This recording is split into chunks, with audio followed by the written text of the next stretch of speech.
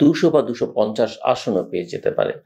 আবার এর সম্পূর্ণ বিপরীত অভিমত রয়েছে রাজনৈতিক অঙ্গনে, যেখানে দাবি করা হচ্ছে বিএনপি অবস্থা এতটাই দুর্বল যে তারা বড়জোর 50-100 আসন পাবে। এই কথা আমরা এনসিপি বা তাদের কাছাকাছি সমমনা রাজনৈতিক দলগুলোর নেতৃবৃন্দের কাছ থেকে শুনতে পাই। এবং ওই যে 250-200 কথা বললাম, অনেকে মনে করেন বিএনপি 270-80টাও পেতে পারে। এই যে ভিন্ন মত, এইসব ভিন্ন মতের পেছনে মূল বিষয়টা হলো পরিস্থিতি। এক পক্ষ মনে করে রাজনৈতিক পরিস্থিতি এখন কি বিএনপির অনুকূলে, অন্য পক্ষের মতে পরিস্থিতি বিএনপির জন্য মোটেও সহায়ক নয়। বিএনপির বর্তমান বাস্তবতা পর্যালোচনা করলে দেখা যায় দীর্ঘ 17 বছরের ক্ষমতার বাইরে থাকা এবং বারবার দমন পীড়নের শিকার হওয়ার কারণে দলটি সাংগঠনিকভাবে দুর্বল এবং আর্থিকভাবে ক্ষতিগ্রস্ত। ফলে অনেক নেতাকর্মী ক্ষমতার সম্ভাবনায় লোভী হয়ে পড়ছেন এবং দলে অভ্যন্তরীণ বিশৃঙ্খলা তৈরি হয়েছে। বিরোধী দলের অবস্থানে থেকেও যে ধরনের দখলবাজি, চাঁদাবাজি এবং খুনোখুনি সামনে আসছে তা জনমানসে নেতিবাচক প্রতিক্রিয়া তৈরি করছে। এই অবস্থায় যদি দলটি সরকার গঠন করে তাহলে পরিস্থিতি আরো খারাপ হবে বলে অনেকে আশঙ্কা করছেন বা জনমনে এই আশঙ্কা দেখা যাচ্ছে। তবে একে এককভাবে বিএনপির জনপ্রিয়তা হ্রাসের প্রমাণ হিসেবে বিবেচনা করাও ঠিক হবে না। গত এক যুগে আওয়ামী লীগ যে হারে নির্বাচনের ব্যবস্থা ধ্বংস করেছে তাতে তাদের প্রতি মানুষের আস্থা ভেঙে পড়েছে বলেই ধরে নেওয়া যায় এবং সেই আস্থা একেবারে শূন্যের কোঠায়। সেই আস্থার ভাঙনের বিপরীতে বিএনপি যে প্রতিশ্রুতি দিচ্ছে সেটি অনেকের কাছে আশার আলো হয়ে উঠতে পারে, কিন্তু প্রশ্ন হলো সেটা কতটা গভীর এবং নির্বাচনী ফলাফলে কতটা প্রতিফলিত হবে। সাম্প্রতিক ইতিহাস বলছে যে বাংলাদেশের সংসদের নির্বাচনে ভোটের শতকরা হার আর আসন সংখ্যার মধ্যে বড় ধরনের অমিল থাকতে পারে। 2008 সালে আওয়ামী লীগ 48% ভোট পেয়ে 230টি আসন পেয়েছিল, অথচ বিএনপি 32% ভোট পেয়েও মাত্র 30টি আসন পায়। ফলে ভোটের শতকরা হিসাব দিয়ে ভবিষ্যৎবাণী করা বিপজ্জনক, বিশেষ করে যখন নির্বাচন কখন হবে এবং কি ধরনের পরিবেশে হবে তা এখনো অনিশ্চিত। এই অনিশ্চয়তার মধ্যেই আরেকটি নিরাপত্তাগত সংকট তৈরি হয়েছে। বাংলাদেশ মিয়ানমার সীমান্তে রোহিঙ্গা সংকটকে কেন্দ্র করে আন্তর্জাতিক সংস্থাগুলোর রিপোর্টে উঠে এসছে আরাকান আর্মির উত্থান ও রাখাইনে মিয়ানমার সেনাবাহিনীর পতনের পর পরিস্থিতি পুরোপুরি পাল্টে গেছে।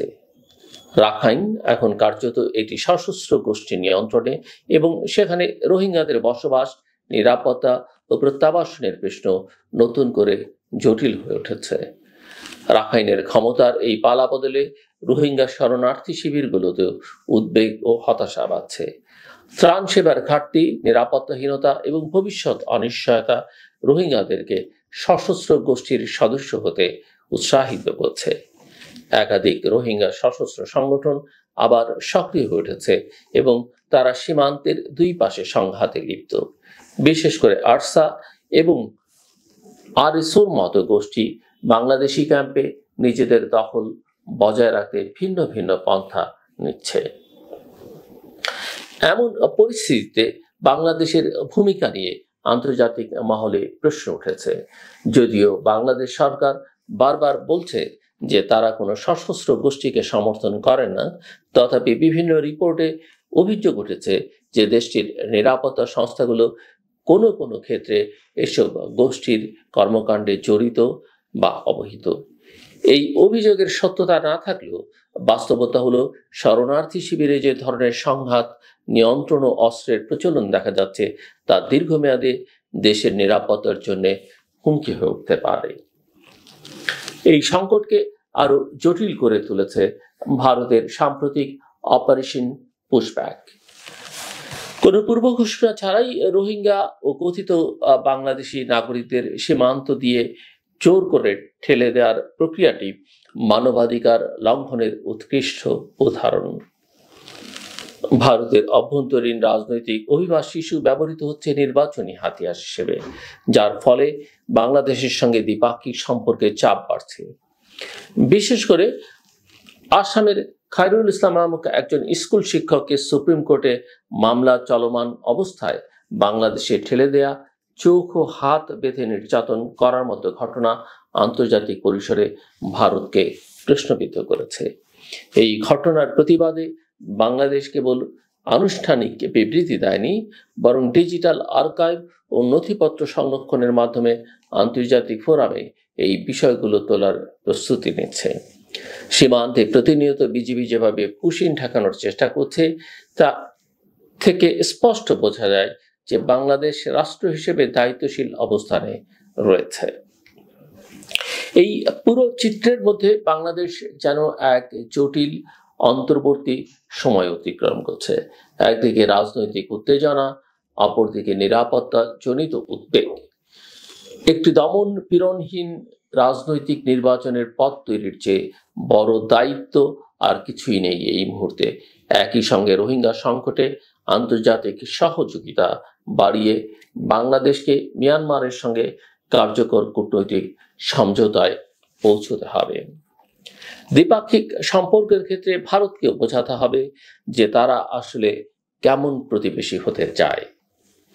পারস্পরিক শ্রদ্ধা, আইনের শাসন এবং মানবিক নীতির ভিত্তিতেই দক্ষিণ এশিয়ায় টেকসই শান্তি ও স্থিতিশীলতা গড়ে উঠতে পারে। শুধু শক্তি প্রয়োগ কিংবা সীমান্তে নিপীড়নের মধ্য দিয়ে সম্পর্কের ভিত্তি গড়া যায় না। ভবিষ্যতের দিক নির্ধারণ করবে এই সময়ের রাজনৈতিক নেতৃত্ব, কূটনৈতিক দায়িত্ববোধ এবং জনগণের ভোটাধিকার। আর সেখানেই বাংলাদেশের মূল পরীক্ষার সময়।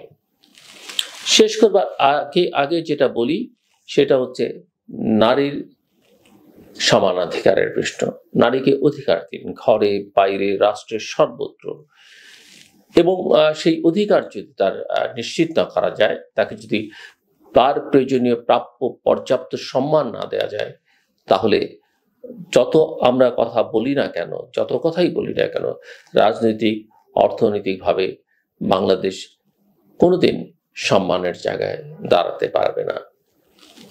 এবং নারীর প্রতি সম্মান শুধু দেশের ভেতরে, দেশের প্রশ্নই নয়, যেখানে আপনি দেখবেন সেখানেই তার অধিকারের প্রতি, তার সম্মানের প্রতি আপনি সচেতন থাকবেন। এটাই আমাদের সকলের প্রত্যাশা এবং এটি হওয়া উচিত। আমার কথা শুনবার জন্য আপনাদের অসংখ্য ধন্যবাদ। আপনাদের সবার জন্য শুভকামনা।